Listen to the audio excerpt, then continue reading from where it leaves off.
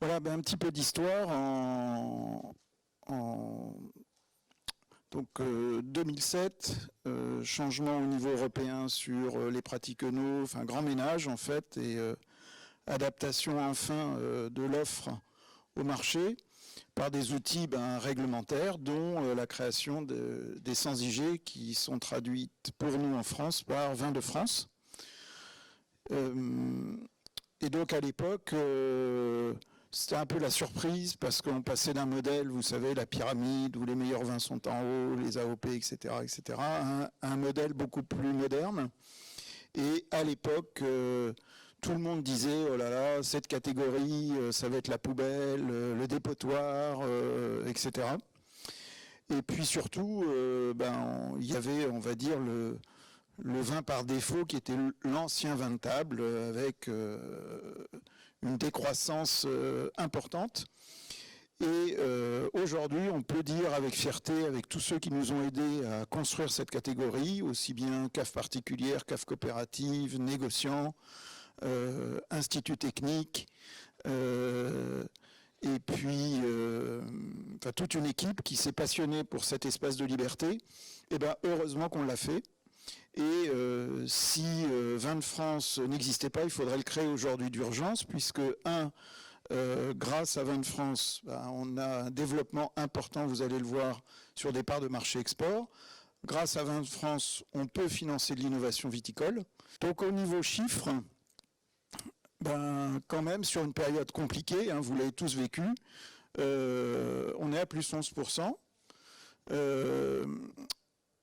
Surtout à l'export, puisque pendant des années, en fait, on nous a imposé de ne pas travailler en France, puisque la France était la chasse gardée des IGP et des AOP. Il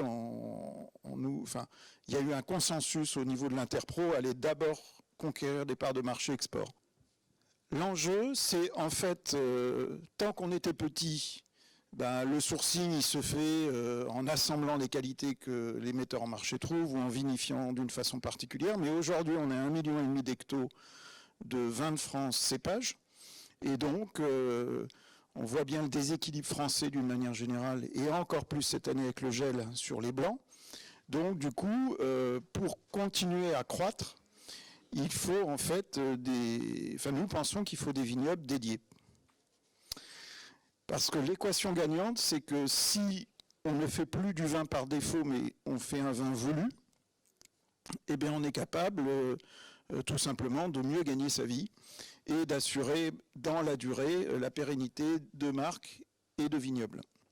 Et on a demandé à Olivier Zébic, que je salue, bonjour Olivier, de rédiger ce guide des bonnes pratiques de viticulteurs innovantes, et qui reprend en fait, on va dire, la base, mais d'une façon très... moi je vous encourage à le lire parce qu'il a été construit comme une thèse. C'est-à-dire que à chaque fois que l'on dit quelque chose, c'est référencé. Et donc, au début, c'était marrant parce que les premières conférences de présentation, c'était « mais c'est pas possible », mais si, parce que dans tel article. Ah oui, mais c'est pas possible, mais si, parce que dans tel article. Donc lisez-le, c'est vraiment remettre l'église au milieu du village, et ça se lit très facilement. La deuxième phase, puisque même avec le livre, on continue à nous dire que c'était pas possible.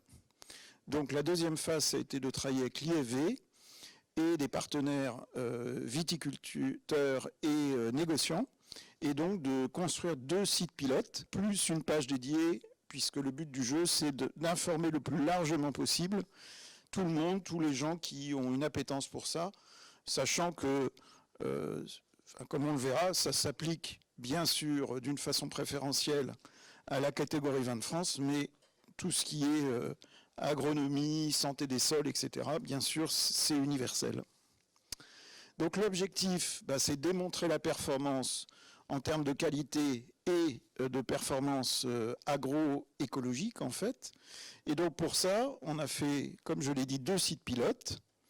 Le premier, qui est une association entre la cave coopérative d'Ouveillan, enfin un des apporteurs, plus Grand Chai de France, sur quasiment 30 hectares, et donc qui ont été plantés selon un cahier des charges que l'on a défini collectivement. Donc c'est un beau travail collectif.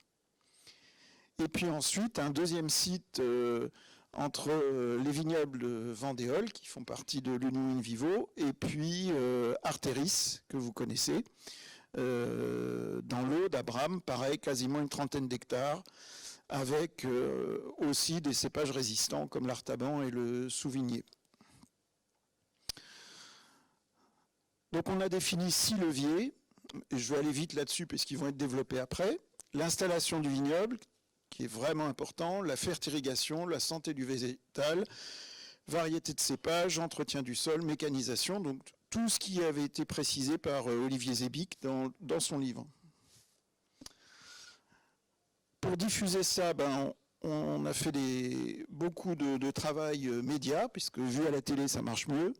Donc je vous propose de regarder le petit film qui est court et qui explique en images.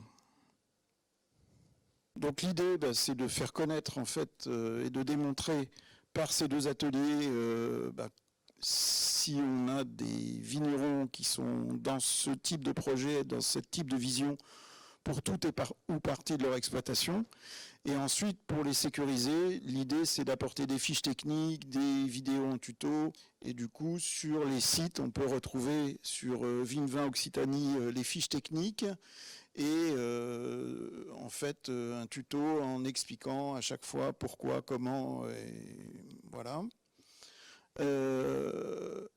Et ensuite, on a même été jusqu'à produire ce qui a été assez compliqué en fait, d'utiliser 40 indicateurs pour faire des calculs de prévision de rentabilité au vignoble. Et donc, vous pouvez retrouver l'ensemble de ces outils sur les différents sites. Et donc, ça montre bien une démarche très construite et pas uniquement une vision